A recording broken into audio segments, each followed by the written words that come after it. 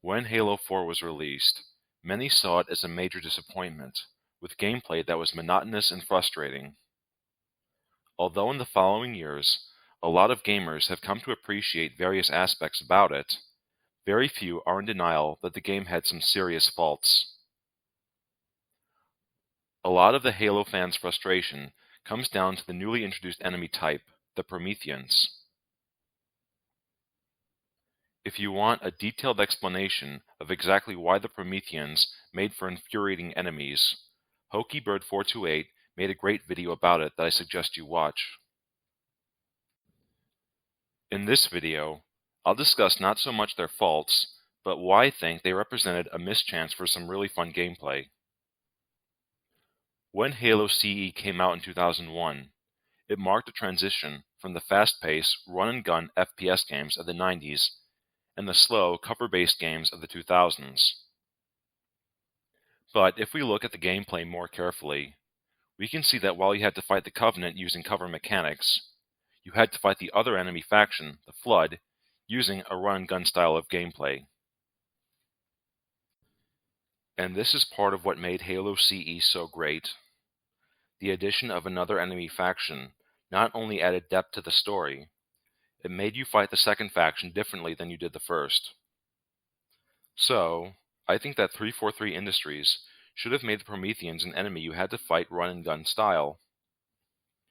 Furthermore, since Forerunners use technology so advanced it's basically indistinguishable from magic, i.e. Clark Tech, they could make you engage in fast-paced fighting in ways that would feel more grounded than Bungie did in CE, i.e. infinitely respawning waves until you cross a certain point. For example, take the Knight's teleportation ability. In gameplay, this was squandered because it allowed the Knights to teleport away when you strip their shields, giving them time to recharge and making you do it all over again. They instead, along with other gameplay changes I'll discuss later, could make the player engage in run-and-gun style gaming if the Knights teleported right on top of you if you were camping under cover. I would also make it so the Knights generate an explosion at the endpoint of the teleportation. One not strong enough to kill you, but that will still strip your shields. Because Knights take a few seconds to teleport, you can avoid this teleportation attack if you were constantly moving. I'd also make it so the Knights don't have a shield, but have greater base health, and take away their headshot. This would encourage players to use automatic weapons and shotguns, breaking the monotony of precision weapons. Not to mention that when you're fighting run-and-gun style, it's hard to focus down an enemy, which you'd pretty much have to do against a shielded enemy, or their shields would recharge while you're doing something else. Now onto the Watchers. These enemies added to the problems with Halo 4's gameplay, because as support units, you had to tediously take them out before you could engage the other Prometheans. What I do is instead make them kamikaze units that explode when they get close to you. They'd have the same hover speed as they do in the game, but I'd also give them an attack speed, where they can go much faster, but can't turn when doing so. And when they use this attack speed, they change color, so you'd know that's what they're doing. That way, if you're moving around, you can dodge them, but if you duck and cover, one would make a beeline straight from an exposed position next to you and detonate, killing you, or at very least, seriously depleting your health. The crawlers had mechanics most compatible with a run-and-gun style, but I would again take away their headshot. Now, onto the weapons. In Halo 4, they were basically versions of UNSC weapons with more stopping power.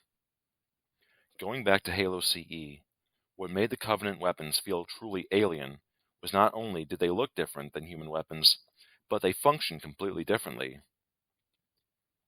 There was no equivalent weapons modern militaries use. They didn't simply make an automatic ray gun that shot particle beams instead of bullets like an assault rifle. I mean, yeah, Promethean weapons could do some things that their UNSC counterparts couldn't, like combine 3 rounds into one, spread several out like a shotgun, and ricochet off walls. But the problem is that they have a UNSC counterpart in the first place, versus having their own unique function. Since Forerunner tech is so far and above that of the UNSC and Covenant, 343 could have given the Promethean weapon some truly exotic functions. Here's what I would have done differently, starting with the bolt shot. I would have made it a quote-unquote lightning gun that inflicts damage via beams that resemble electrical arcing. If you were to hold down the trigger, it would slowly drain the battery until a target got close enough to you, at which point a beam will be emitted and start hurting your target. When this happens, the battery will drain faster and heat will start to build up. If another target gets close to you, a second beam will start zapping them, causing the battery drain rate, but not the heat buildup rate, to double. As for the light rifle, I'd build on its dual function design. I'd have it fire beams automatically versus burst fire when scoped out, but when you scope in, you'd fire them semi-automatically. The scoped-in beam would use the ammo of 3 zoomed-out beams and do twice the damage, but it would be headshot capable, while the others would not be. What I do for the scatter shot is have the projectiles fly away quickly upon being discharged, and losing speed and begin tracking a target after they bounce off a wall, kind of like in Halo 5. Also, I'd make it so you can charge it, but instead of adding extra power to the shot, charging it narrows the spread. For the suppressor, I do away with the reticle bloom and give the projectiles a weak tracking ability, pretty much like it was in Halo 5. As for the binary rifle, I give it a single shot that has to be charged like the railgun, but unlike the railgun, if you hold down the trigger long enough, it would vent, so you would have to recharge it again versus discharging the round. Instead of a 10 power scope, I'd give it a 2 power scope with Promethean vision that again emits lasers when you use it. The individual round would be hit scan, and go through any obstacle, only stopping when they hit infantry and vehicles. Going back to the run and gun style, I'd make it so that as the knights charge it, the rate at which they can pivot slows down to 0, at which point they fire their round. So, if you're hiding behind cover, it will be easy for the knight to hit you, since the beam will go through obstacles. But because they'll be pointing at whatever direction you're in while they charge the weapon, so long as you're moving, they won't be able to hit you. Finally, I'd also have the incineration cannon act largely as it did in Halo 5 with a few modifications. When scoped out, I'd have it fire 2 bolts in a double tap, where when you pull the trigger, one fires, and when you release it, the other one does, and they'd move in a straight line versus a ballistic arc. However, when you scope in and pull the trigger, it will automatically start charging for a vortex. It would take 1.2 seconds to charge, and releasing the trigger before then cancels the firing sequence, and after it's fully charged, it will automatically discharge.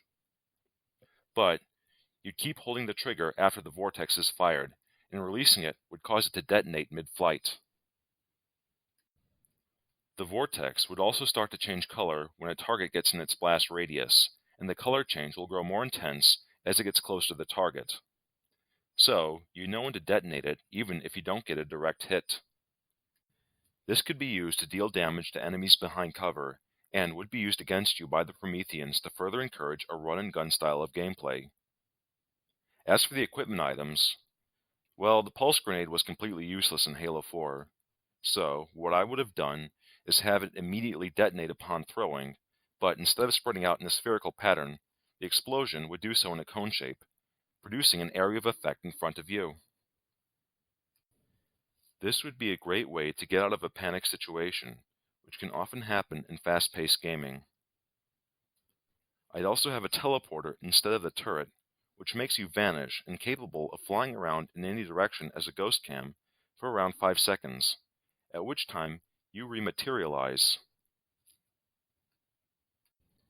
In summary, while many commentators have thoroughly discussed why the Prometheans were a frustrating enemy to fight, on top of that, I think 343 really dropped the ball with them and missed a chance to remix up the gameplay of Halo 4 with the exclusion of the Flood.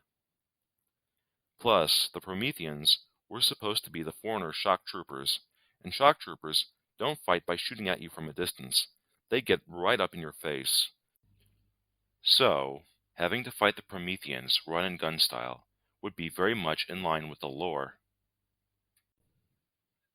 Well, that's all I have to say for now, but if you have anything to add or an alternative opinion, I look forward to reading your comments, and as always, if you like what you see, please like, subscribe, and share it with others. Thanks.